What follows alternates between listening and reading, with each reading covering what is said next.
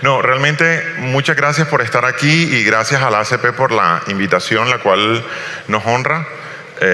Yo empecé en el tema de hidrógeno en el año 2007, cuando trabajaba en la Universidad del Norte y empecé a montar el primer laboratorio de celdas de combustible, y en esa época uno creo que tenía que pagar para que lo invitaran a una charla de hidrógeno. Por lo que hemos visto 15 años después en Colombia, el tema es un boom, lo encontramos en todos lados. Creo que fácilmente cualquiera de ustedes ha estado en 2 o 3 discusiones al respecto, hasta el punto que le decía a los organizadores, yo estoy casi que empiezo por, ¿alguien tiene una pregunta? Porque hay muchos temas que hemos escuchado, pero solo algunos puntos relevantes para comentarles, y es que es difícil hablar de un energético sin hablar de la matriz completa de energía, y no sería justo hacerlo. Y cuando hablamos de matriz de energía no estamos hablando de energía eléctrica, estamos hablando de energía en sentido amplio. Ese diagrama que ven ahí es el diagrama de Sankey de flujos de energía en Colombia.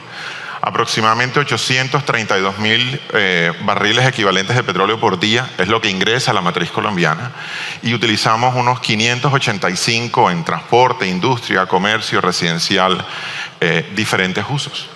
Y parte de esos energéticos los volvemos electricidad, pero gran parte de esos energéticos no los volvemos electricidad, algunos los refinamos y los volvemos combustibles refinados, otros los usamos de manera directa como el carbón, como el gas natural, por ejemplo. Lo importante cuando uno empieza a revisar esa matriz es que muchas veces nos dicen la matriz energética colombiana es la 6ª más limpia del mundo, y lo cierto es que la eléctrica es la 6ª más limpia del mundo, pero la electricidad es solo el 19% de la energía que consumimos en el país, y si miramos el mundo no excede el 21%. Entonces muchas veces la discusión de cuán sostenible es la energía o cuán limpia es la energía se centra en cuán verde es el electrón que estamos obteniendo, cuando realmente ese es el segmento pequeño de la cadena. Y de hecho Colombia tiene una matriz y una electricidad bastante renovable, 70%, ahora con los proyectos que deben entrar en los próximos 3 o 5 años, llegaríamos hasta 74, 75% de energía renovable, lo cual casi que uno podría decir Colombia debería dejar de preocuparse muchísimo por cuán verde es la electricidad. Pero si nos damos cuenta, el 81% de la energía que utilizamos es térmica, y esa energía térmica viene de combustibles y viene de leña, lo cual quiere decir que tan renovable es esa energía térmica debería ser parte de la pregunta, y esa energía térmica es en nuestro país un 20% renovable, un 80% fósil.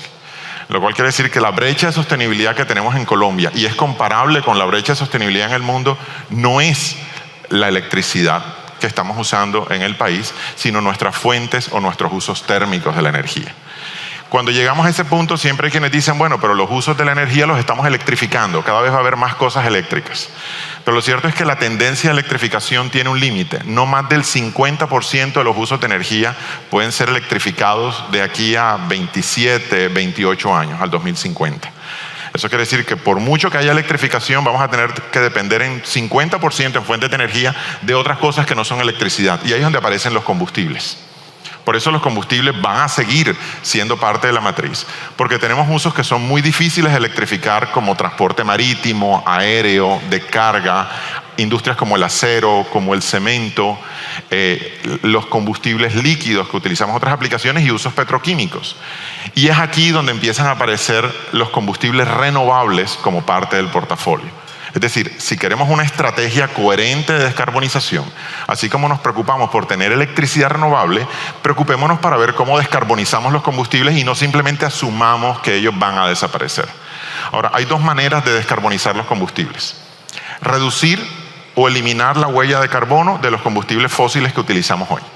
Y es donde aparece toda esta oleada de tecnología de captura y secuestro de carbono que se vuelve muy importante. Un carro que está operando con gasolina no es intrínsecamente un contaminante. El reto es que estamos utilizando un combustible fósil, y cuando lo quemamos producimos CO2 que se va a la atmósfera, CO2 con el que la atmósfera no contaba porque el petróleo del cual lo sacamos estaba en el subsuelo. Pero si nosotros capturamos ese CO2 por algún proceso químico, automáticamente nuestro motor de combustión se volvió un motor cero emisiones. Si esa gasolina la obtenemos de algún combustible derivado, como por ejemplo un hidrógeno de bajas emisiones o de cero emisiones, ese mismo motor de combustión se vuelve un motor de combustión cero emisiones. Entonces el problema no es la tecnología, el problema es el ciclo de vida del combustible, la manera como lo estamos usando.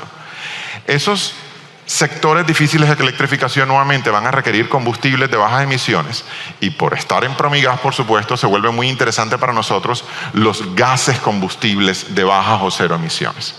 Y en el portafolio identificamos 4 a nivel mundial: el biometano, el gas natural sintético de origen biológico, el hidrógeno y el amoníaco. Son los 4 gases renovables que observamos tienen una proyección relevante comercial de crecimiento en los próximos 30 años a diferentes velocidades. Va a haber unos que van a entrar en 3, 5 años, otros de 5 a 10, el amoníaco tal vez como combustible una penetración de 10 a 15 o 10 a 20 años. Pero existen en la matriz. Y aparece el hidrógeno. Esto, cuando lanzamos la estrategia hace 3 años, el hidrógeno lo teníamos en un horizonte de 5 a 8 años y lo seguimos manteniendo en ese horizonte de 5 a 8 años, pero se ha vuelto el niño popular de la cuadra en los últimos años, y de repente hay momentos en los que nos encontramos con personas que creen que el hidrógeno es el combustible del 2023. Y lo cierto es que la cautela que debemos tener cada vez que hablamos de matriz energética es que esto tiene impactos macroeconómicos enormes en la economía del país, una transición de matriz energética. O sea que el primer mensaje es: hay que movernos, pero hay que coordinar muy bien el timing, la velocidad a la cual nos estamos moviendo. Pero aparece hidrógeno. De hecho, hoy encontramos, como vamos a ver en un gráfico más adelante, muchas más implementaciones comerciales a nivel mundial de biometano que de hidrógeno, en un factor de 10 o 15 fácilmente. Sin embargo, hablamos mucho más de hidrógeno que de biometano dentro de matriz energética. Ahora, del hidrógeno hablamos mucho de colores, o hemos escuchado hablar mucho de colores, pero hay 2 mensajes que quiero transmitir en esta diapositiva. La primera es: hay muchas formas de obtenerlo. Gas natural es la más popular en el mundo, cerca del 65% del hidrógeno se obtiene a partir de gas. En Colombia estamos hablando de por encima del 90% del hidrógeno se obtiene a partir de gas natural. O sea que hay una articulación natural del sector oil and gas con el hidrógeno del que tanto hablamos. Y no se nos puede olvidar que hoy es un precursor. El otro reto es que, o el otro mensaje es que el hidrógeno se utiliza en diversas formas. Y uno de los atractivos del hidrógeno como molécula es que es muy versátil. Lo podemos utilizar como materia prima, como feedstock. Entonces, por ejemplo, las refinerías utilizan el hidrógeno para capturar el azufre que está en el crudo y desulfurizar. Eso no es un uso energético, eso es materia prima.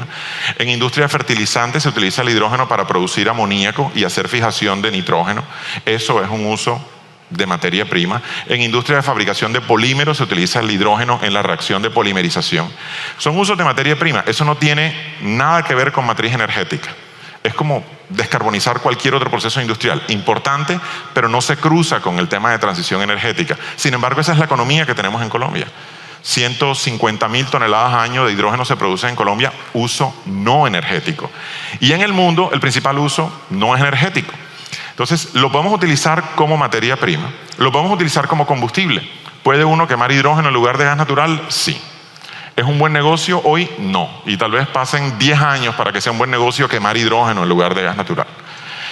Tiene un tercer uso, y es que es un buen portador de energía. Por lo tanto, uno puede almacenar energía eléctrica en la molécula de hidrógeno. Nosotros tenemos tan poca producción de renovables en el Sistema Nacional de Transporte que es muy poco probable que nos encontremos con capacidad excedentaria en nuestras plantas de producción que vienen, eólica y fotovoltaica. Pero a medida que esas instalaciones vayan creciendo en tamaño, las posibilidades en no despacho total empiezan a aumentar. Y como tengo la radiación solar, o tengo el viento y tengo la capacidad de producción, o simplemente desperdicio ese recurso, o utilizo esa energía eléctrica para almacenarla. Y aunque almacenarla es posible hacerlo en baterías, es muy poco efectivo el almacenamiento en batería. La batería requiere masa sólida o líquida para almacenar. Es mucho más eficiente el almacenamiento en una molécula energética como el hidrógeno. Entonces, ese es el tercer rol del hidrógeno en la economía. Y el cuarto es conversión directa de hidrógeno a electricidad. Cuando uno oye hablar, por ejemplo, de vehículos de hidrógeno, lo primero que suele pensar la gente es que el carro, en lugar de estar quemando gasolina, tiene un motor que está quemando hidrógeno. Y la realidad, esto me lo salto un momento, que es la curva de demanda del hidrógeno que está creciendo, pero la realidad es que el hidrógeno tiene una ventaja, y es que podemos, sin combustión, generar directamente electricidad con eficiencias que van entre 65 y 68%. Y no hay turbina a gas que en un ciclo directo o motor de combustión que en un ciclo directo se le acerque a la mitad de esa eficiencia. Es una conversión electroquímica donde en una celda de combustible, que es ese dispositivo que hemos esquematizado ahí, tenemos hidrógeno de un lado, aire con oxígeno del otro. El hidrógeno, su núcleo, permea la membrana polimérica, el electrón circula por el circuito y cuando se encuentran el átomo de hidrógeno, el oxígeno y el electrón, producen agua. Y ese es el motor de hidrógeno de un vehículo de hidrógeno. Eso lo podemos utilizar para aplicaciones móviles, como cualquier generador, pero también para aplicaciones estacionarias. Y es ese cuarto uso la dimensión que seguramente permita la penetración del hidrógeno más rápido en el mercado, la producción de electricidad directa sin combustión. Entonces, como molécula es muy versátil. Es un mercado que se está desarrollando, pero además sobre el cual se hacen proyecciones. Y para hacerlo verde necesita recursos renovables, y los recursos renovables son geodependientes. Eso quiere decir que cada país tiene o no tiene esos recursos renovables disponibles de manera competitiva. Todo el mundo tiene radiación solar, pero no todo el mundo tiene radiación solar en un nivel competitivo comercialmente. Por lo tanto, y este es un mapa de KPMG, se anticipan que haya mercados de productores de hidrógeno verde y mercados de consumidores de hidrógeno verde. Los dos grandes mercados consumidores que se anticipan son Europa Central, Alemania principalmente, y lo que es sureste asiático, Japón y Corea, que hoy son grandes importadores de gas natural licuado, están muy interesados en que aparezcan proyectos en el mundo de producción de hidrógeno verde porque no tienen el recurso renovable para poder abastecer su matriz. Y hay regiones como por ejemplo el norte de África, Medio Oriente, Australia y Suramérica que tienen potencial de ser exportadores. De hecho, si han escuchado los anuncios del gobierno de la hoja de ruta, Colombia declara una intención o interés, diría mejor, en ser exportador. Una de las diferencias, por ejemplo, que tenemos con Chile es que Chile tiene un potencial de producción tan alto de renovables que tiene la posibilidad de decir: mi negocio va a ser exportar y me voy a ese commodity market. En el caso de Colombia, lo que se anticipa es que haya un mercado local que se desarrolle de hidrógeno que apalanque esa posibilidad de exportar excedentes, pero empiezan a anticiparse esas dinámicas de mercado. Yo les decía el tema de biometano y biogás versus hidrógeno.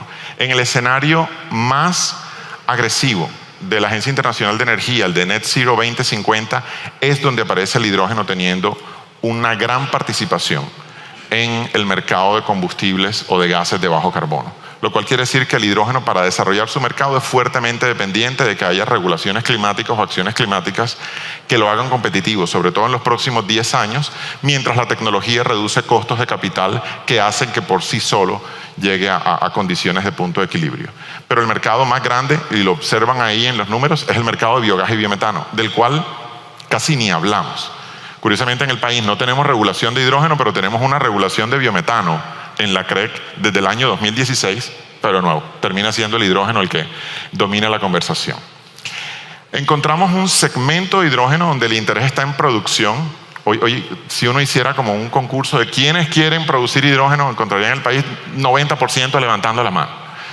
Como quiénes quieren irse a almorzar rápido, todos van a levantar la mano, ¿verdad? Pero el otro segmento del que no hablamos tanto es el hidrógeno como precursor de combustibles líquidos. Nosotros utilizamos combustibles de aviación como jet fuel. Y la tendencia en ese segmento es la producción de lo que llamamos SAF o Sustainable Aviation Fuels. Y la producción de esos combustibles sostenibles de aviación van a requerir un input de hidrógeno. La producción de gasolinas renovables o lo que se conocen como e-fuels va a requerir producción de hidrógeno. Entonces, digamos que empieza a generarse una cadena que uno no termina en la producción de hidrógeno, sino que comienza en la producción de hidrógeno. Y eso es muy interesante. El petróleo es el punto de partida de la cadena de hidrocarburos. El hidrógeno puede ser un punto medio. Tengo una cadena aguas arriba para producirlo, pero tengo una cadena aguas abajo para sintetizarlo. Y eso hace que se expandan las oportunidades para las empresas de ubicarse o posicionarse en esos diferentes eslabones. Por eso esto es un juego de ecosistema. Por eso esto no es el tema de que una empresa en Colombia entre en el mercado de hidrógeno. Si entra una, dos o tres, no hicimos nada como país. Necesitamos que entre un ecosistema completo de empresas para poder tener toda esa articulación. Y si llegamos a combustibles líquidos, todas las cadenas de logística, de almacenamiento, de distribución, se tienen que activar para este tipo de combustibles. Uno de los puntos de discusión más álgidos es: el hidrógeno tiene que ser verde porque necesitamos combustibles renovables. Sí, es cierto. Yo quiero combustibles renovables en mi casa, mis hijos quieren combustibles renovables. Yo no creo que alguien quiera tener emisiones de carbono. El tema es cuánto cuesta no tenerlos.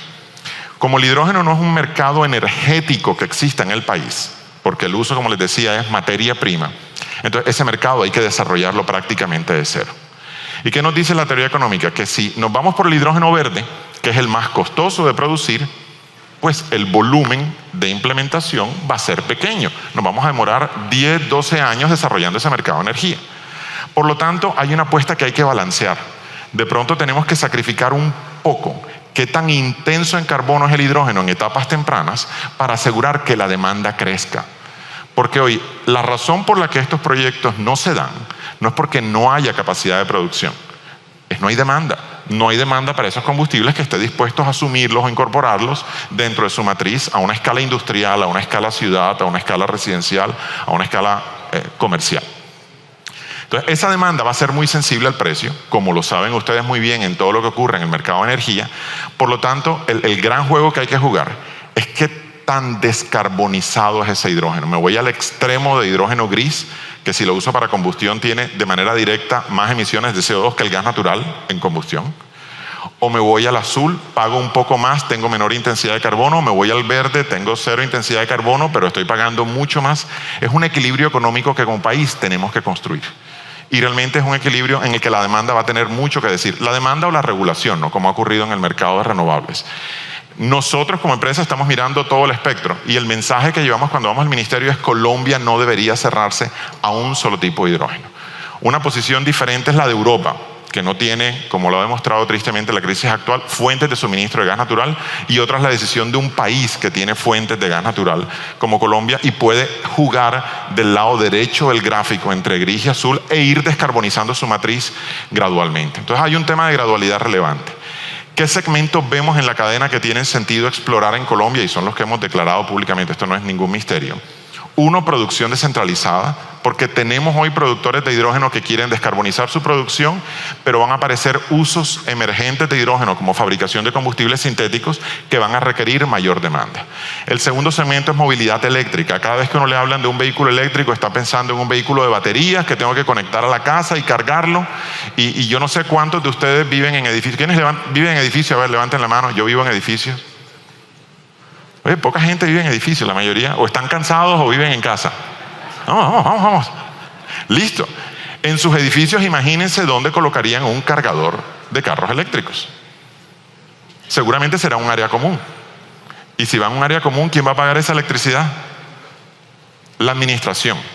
Entonces sean el primero de su edificio que compra un carro eléctrico y que lo vayan a cargar con la electricidad del área común, y van a tener 10 vecinos diciéndole que le están pagando la gasolina al que compró el carro. Mientras no avancemos en infraestructura constructiva, es decir, los primeros que tenemos que convencer de movilidad eléctrica son los ingenieros civiles y los arquitectos, vamos a tener barreras de penetración del vehículo eléctrico. Pero el vehículo de hidrógeno también es eléctrico, porque utiliza ese aparatico que les mostré al principio, la celda de combustible, en un tanque de hidrógeno, y la electricidad, en lugar de tomarla de la red, la produce a bordo. Pero los motores que impulsan en el carro son eléctricos. Y la ventaja de esa cadena de abastecimiento es que yo ese vehículo de hidrógeno sí lo puedo estanquear en una estación de servicio, que tiene un nombre hasta simpático: hidrolineras. Eso quiere decir que el hidrógeno, para el desarrollo del mercado de vehículos eléctricos, es más compatible con la cadena de distribución que tenemos de combustibles actuales que el mercado de vehículos eléctricos a batería. Ahora, todo eso bonito, además que, por ejemplo, se carga en 5 minutos, como tanquear un carro con GNV, no en 6 u 8 horas, tiene un reto. Es como un 30% más costoso que un vehículo de baterías, y así como sufre el de baterías, no hay una infraestructura de producción de hidrógeno en Colombia, pero en países como Japón, en Estados Unidos, en California, en Texas, ya empieza a aparecer esa infraestructura de transporte, distribución y dispensación de hidrógeno en el servicio. Transporte y distribución de hidrógeno en redes de gas natural tiene sentido, sobre todo cuando aparezcan capacidades excedentarias, es miscible con el gas natural. Hay países que ya tienen regulaciones de capacidad máxima y es importante mirarlo. Y generación distribuida, como cogeneración a escala residencial o comercial, porque hay tecnologías para desarrollarlo. El piloto que montamos y que pusimos en operación en Cartagena el 18 de mayo es de hidrógeno verde. Y lo hicimos de hidrógeno verde, entre otras cosas, no porque nos guste más, porque ya les dije que somos relativamente neutrales en el color, es porque queríamos hacerlo a escala pequeña para aprender y es mucho más viable conseguir equipos de producción de hidrógeno verde a pequeña escala que un equipo de hidrógeno gris a pequeña escala. El más pequeño hidrógeno gris era como 80 veces más grande que este. Pero estamos produciendo 1.5 toneladas de hidrógeno que se están yendo a la red. ¿Cuánto nos están pagando por ese hidrógeno verde en la red?